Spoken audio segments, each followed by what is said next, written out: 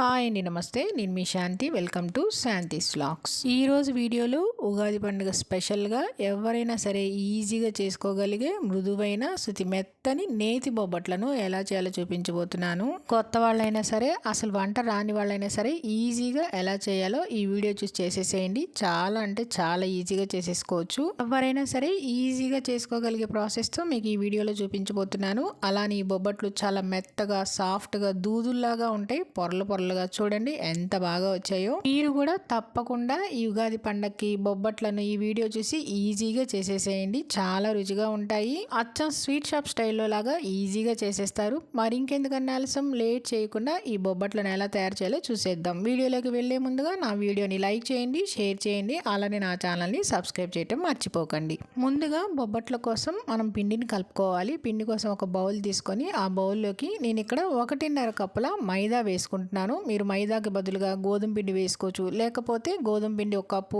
1/2 cup మైదా అయినా use చేసుకోవచ్చు. పిండి వేసేసుకున్నాక ఇందులో 1/2 టీ స్పూన్ ఉప్పు, అలానే కొద్దిగా పసుపు వేసేసుకొని ఇందులోనే 2 స్పూన్ల నెయ్యి కూడా వేసేసుకొని ఇప్పుడు ఈ 3 కూడా ఈ పిండిలో బాగా మిక్స్ అయ్యేలాగా ఎక్కడ కూడా ఉండలు లేకుండా కలుపుకోవాలి. నేను ఈ ప్రాసెస్ మొత్తం నెయ్యితోనే చేస్తున్నానండి. నెయ్యితో బొబ్బట్లు చేసుకుంటే చాలా రుచిగా, మృదువుగా కూడా వస్తాయి. పిండిలో ఈ నెయ్యి అంతా కూడా బాగా మిక్స్ అయ్యేలాగా ఈ విధంగా రఫ్ చేస్తూ పిండిని కలుపుకోవాలి. పిండి అంతా కలిపేసేసుకొని ఇలా పిండిని కొద్దిగా చేతితో ప్రెస్ చేసామంటే ఇలా ఉండలా అవ్వాలి. అప్పుడు మనకి పిండిలో నెయ్యి అనేది బాగా కలిసినట్టు. పిండి అంతా ఇలా కలిపేసేసుకున్నాక ఇప్పుడు ఇందులో కొద్దిగా నీళ్ళని పోసుకుంటూ ఈ పిండి మొత్తం చపాతీ పిండి కన్నా బాగా సాఫ్ట్గా కలుపుకోవాలి. గట్టిగా అనేది అస్సలు కలుపుకోకూడదు. అలానే నీళ్ళన్నీ ఒక్కసారి పోయకుండా కొంచెం పోసుకుంటూ చూడండి ఈ విధంగా సాఫ్ట్గా మెత్తగా కలుపుకోవాలి. పిండిని ఎంత సాఫ్ట్గా కలుపుకుంటే బొబ్బట్లు అనేవి అంత మెత్తగా వస్తాయి. పిండి అంతా బాగా కలిపేసేసుకొని కొద్దిగా చేతికి నెయ్యి రాసేసుకొని పిండి అంతా కూడా మరొకసారి కలుపుకోవాలి. కలుపుకున్న తర్వాత మళ్ళీ మరొక 2 స్పూన్లు నెయ్యి వేసేసుకొని ఈ నెయ్యి అంతా కూడా చేత్తో పిండి మొత్తం విధంగా రాయాలి. నెయ్యి అంతా ఇలా రాసిన తర్వాత ఇప్పుడు ఈ పిండి మీద మూత పెట్టేసేసుకొని పక్కన పెట్టేసేసుకొని ఒక 10 నిమిషాల పాటు నాననివ్వాలి. పిండి నానేలోపు కుక్కర్ తీసుకొని కుక్కర్లోకి నేను ఇక్కడ 1 కప్పు పచ్చిశనగపప్పు వేసుకుంటున్నాను. వెయిట్లో వచ్చేసి 250 గ్రామ్స్. ఇలా పచ్చిశనగపప్పు వేసేసుకొని ఇప్పుడు ఈ పచ్చిశనగపప్పుని 2-3 సార్లు శుభ్రంగా కడిగేసేసుకొని ఇప్పుడు ఇందులోనే అదే కప్పుతో 2 కప్పుల నీళ్ళని పోసుకోవాలి. 2 కప్పులు నీళ్లు పోసేసుకొని ఇప్పుడు కుక్కర్ మీద మూత పెట్టేసేసుకొని విజిల్ పెట్టేసేసుకొని స్టవ్ ఆన్ చేసి కుక్కర్ని స్టవ్ మీద పెట్టేసేసుకొని 2 విజిల్స్ వచ్చేంత వరకు ఉడికించేసేసుకొని స్టవ్ ఆఫ్ చేసేసుకోవాలి. 2 విజిల్స్ వచ్చి స్టవ్ ఆఫ్ చేసేసుకున్నాక ఆవిరంతా పోయాక కుక్కర్ మీద మూత తీసేసుకుంటే మనకి పచ్చిశనగపప్పు అనేవి చక్కగా బాగా మెత్తగా ఉడికిపోయినాయి. ఇందులో నీళ్ళనే ఉన్నాయి కదండి, నీళ్లు కొంచెం ఎక్కువే పోసుకోవాలి. మనం చేతితో ఇలా పట్టుకున్నామంటే ఇలా మెత్తగా అవ్వాలి, అంత మెత్తగా ఉడికించుకోవాలి. పచ్చిశనగపప్పు ఉడికిన తర్వాత ఇప్పుడు ఈ పచ్చిశనగపప్పునిటిని ఇలా చిల్లులు బేషన్లో వేసేసుకుంటే నీళ్ళన్నీ వడారిపోతాయి. ఇలా వడారిన తర్వాత ఈ ప్లేట్ని పక్కన పెట్టేసుకోవాలి. ఇప్పుడు స్టవ్ మీద కడాయి పెట్టేసుకొని కడాయిలో 1 కప్పు దంచిన బెల్లం వేసుకోవాలి. 1 కప్పు పచ్చిశనగపప్పుకి 1 కప్పు దంచిన బెల్లం వేసుకొని 1/2 కప్పు అదే కప్పుతో నీళ్ళని కూడా పోసేసుకోవాలి. నీళ్లు పోసేసుకున్నాక ఇప్పుడు బెల్లం అంతా కరిగే విధంగా గరిటతో కలుపుకుంటూ ఉండాలి. అలానే 1 కప్పు పచ్చిశనగపప్పుకి నేను ఇక్కడ 1 కప్పు బెల్లం వేసుకున్నాను. స్వీట్ అనేది తక్కువ తినే వాళ్ళైతే 3/4 కప్పు దాకా వేసుకోవచ్చు. బెల్లం అంతా చూడండి ఈ విధంగా బాగా కరిగిన తర్వాత ఇప్పుడు ఇందులో మనం ఉడికించి పెట్టుకున్న పచ్చిశనగపప్పు మొత్తం వేసేసుకోవాలి. పచ్చిశనగపప్పు వేసేసుకొని ఇప్పుడు ఈ బెల్లం వాటర్లో బాగా కలిసేలాగా ఉడికే విధంగా కలుపుకోవాలి. చూడండి బెల్లం వాటర్ అంతా ఇంకిపోయి ఇప్పుడిప్పుడే దగ్గరగా అవుతుంది. మనం మిక్సీలో వేసుకొని గ్రైండ్ చేసుకునే బదులు ఇలా ఉడికించుకుంటే తొందరగా అయిపోతుంది. ఇలా దగ్గరగా అయిన తర్వాత ఇప్పుడు పప్పు గుత్తితో కానీ లేకపోతే ఇలా మ్యాషర్తో కానీ మెత్తగా మ్యాష్ చేసేసుకోవాలి.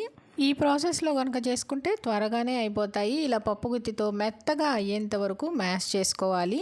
పచ్చిశనగపప్పును మొత్తం ఇలా మెత్తగా మ్యాష్ చేసేసుకున్నాక మంటని లో ఫ్లేమ్లో పెట్టేసేసుకొని ఇదంతా కూడా కొంచెం దగ్గరగా అయ్యి ముద్దగా అయ్యేంత వరకు ఉడికించుకోవాలి. చూడండి ఇదంతా ముద్దగా అయింది కదా. ఇలా ముద్దగా అయిన తర్వాత ఇందులో కొద్దిగా యాలకుల పొడి వేసేసుకొని యాలకుల పొడి అంతా కూడా బాగా కలిసేలా కలుపుకోవాలి. యాలకుల పొడి అంతా కలిపేసేసుకొని ఇప్పుడు ఇందులో 1/2 కప్పు కొబ్బరి పొడి వేసుకోవాలి. ఇది ఆన్లైన్లో కానీ మార్కెట్లో కానీ ఏ షాపుల్లోనైనా దొరుకుతుంది.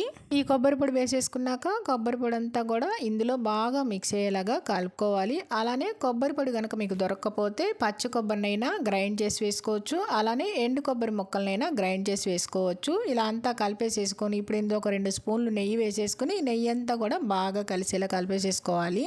నెయ్యి అంతా కలిపేసేసుకొని ఇలా ముద్దగా అయిన తర్వాత స్టవ్ ఆఫ్ చేసేసుకొని దీన్ని పక్కన పెట్టుకొని చల్లారి పెట్టుకోవాలి. చూడండి పూర్తిగా చల్లారిన తర్వాత చూపిస్తున్నాను. పూర్తిగా చల్లారిన తర్వాత ఇది ఇంకాస్త దగ్గరగా అయింది.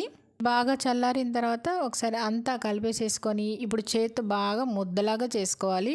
ఇలా మనకు కావాల్సినంత పూర్ణ మిశ్రమం తీసేసుకొని మనకి ఎన్నైతే ఈ ఉండలు అవుతాయో అన్ని ఉండల్ని ప్రిపేర్ చేసుకొని రెడీగా పెట్టేసుకోవాలి. నేనైతే కొంచెం మీడియం సైజ్ ఉండలుగానే చేసుకుంటున్నాను. అచ్చం మనం స్వీట్ షాప్లో కొనుక్కుంటాం కదా ఆ సైజులో నేను చేసుకుంటున్నాను. ఇలా మనకు కావాల్సినన్ని మొత్తం ఉండల్ని రెడీ చేసేసుకొని ఈ ఉండల్ని పక్కన పెట్టేసుకోవాలి. ఇప్పుడు పిండిని చూస్తే పిండి కూడా బాగా నానిపోయిందండి. ఇలా ఒక 10 నిమిషాలు పెట్టి నానబెట్టుకుంటే పిండి అనేది ఇంకాస్త సాఫ్ట్గా అయింది. నెయ్యి వేసి నానబెట్టడం వల్ల ఇంకాస్త సాఫ్ట్గా అయింది. ఇప్పుడు మనకు కావాల్సిన సైజులో పై పిండి కోసం కొద్దిగా ఈ పిండి మిశ్రమాన్ని తీసుకొని ఉండలుగా చేసుకోవాలి. ఇప్పుడు పూర్ణాలు ప్రెస్ చేసుకోవడానికి నేను ఇక్కడ చెక్కల్ని ప్రెస్ చేసేది తీసుకున్నానండి. ఇప్పుడు పైన ఒక పాలిథిన్ కవర్ కానీ లేకపోతే బటర్ పేపర్ కానీ తీసుకొని ఇలా షేప్లో కట్ చేసేసుకొని కొద్దిగా ఆ కవర్కి నెయ్యి రాసుకోవాలి. మనం చేతికి కవర్కి రెండింటికి నెయ్యి రాసుకొని ఇప్పుడు ఒక్కొక్క పిండి ముద్దని తీసేసుకుని లైట్గా కవర్ మీద ఇలా ప్రెస్ చేసేసుకొని ఇప్పుడు మన స్టఫింగ్ కోసం రెడీ చేసి పెట్టుకున్న పూర్ణ ఉండని తీసుకొని లోపల పెట్టేసేసుకుని సైడ్స్ అంతా ఇక్కడ నేను చూపించే విధంగా క్లోజ్ చేసుకోవాలి. ఇలా పిండితో మొత్తం క్లోజ్ చేసేసుకోవాలి. పిండితో ఇలా నిదానంగా అంతా క్లోజ్ చేసేసుకున్నాక ఇప్పుడు చేత్తో లైట్గా దీని మీద మళ్ళీ ప్రెస్ చేసుకోవాలి. పిండి అనేది ఇలా పల్చగా ఉంటే బొబ్బట్లు అనేవి మెత్తగా వస్తాయి. అలా గట్టిగా చేసుకున్నాం అనుకోండి బొబ్బట్లు కూడా గట్టిగా మందంగా వచ్చేస్తాయి. ఇలా లైట్గా కొంచెం ప్రెస్ చేసేసుకున్నాక పైన మనం వేసే కవర్ కూడా కొద్దిగా నెయ్యి రాసేసుకొని ఇప్పుడు క్లోజ్ చేసేసి లైట్గా ప్రెస్ చేసుకోవాలి. మరి గట్టిగా ప్రెస్ చేయకూడదు. ఇలా లైట్గా ప్రెస్ చేసేసుకుంటే చూడండి ఎంత చక్కగా వచ్చిందో బొబ్బట్టు.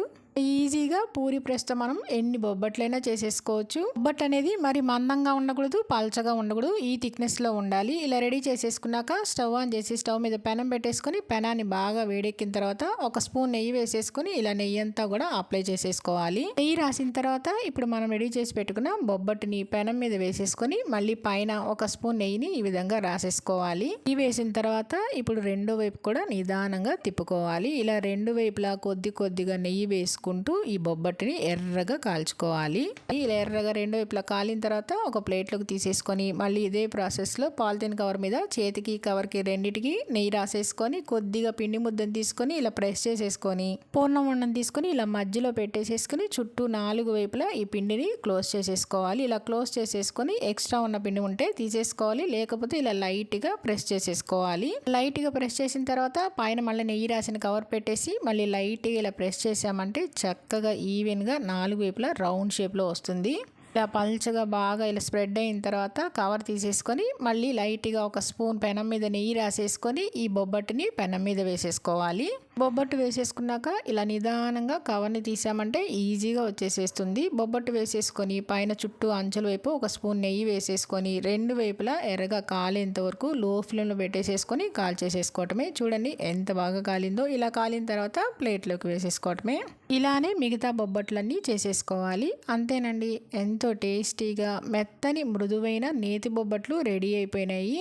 అలా సాఫ్ట్గా మెత్తగా అచ్చం స్వీట్ షాప్ స్టైల్లో లాగా చాలా బాగా వచ్చినాయి. చూడండి చాలా ఈజీగా కూడా చేసేసుకున్నాం కదా. ఈ బొబ్బట్లు వేడి మీదే కాదండి చల్లారిన తర్వాత కూడా చాలా సాఫ్ట్గా చాలా బాగున్నాయి. మరి మీరు కూడా తప్పకుండా చాలా ఈజీగా చేసేసుకునే శుతిమెత్తని మృదువైన నేతి బొబ్బట్లను తప్పకుండా ఈ వీడియో చూసి ట్రై చేయండి. వీడియో కనుక నచ్చితే లైక్ చేయండి, షేర్ చేయండి, సబ్స్క్రైబ్ చేయండి. మరిన్ని అప్డేట్ కోసం కింద ఉన్న బెల్ ఐకాన్ని క్లిక్ చేయండి.